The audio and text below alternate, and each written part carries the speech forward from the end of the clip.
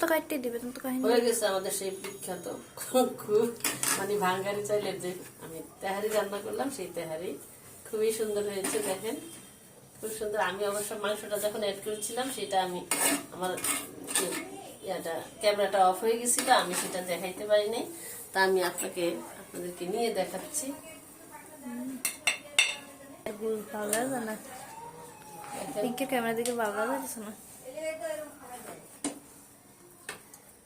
কি সে কি সুন্দর হয়েছে, আমি একদম আপনাদেরকে দেখাচ্ছি। এত না আমি কোথায় ধরবো? হয়েছে হয়েছে।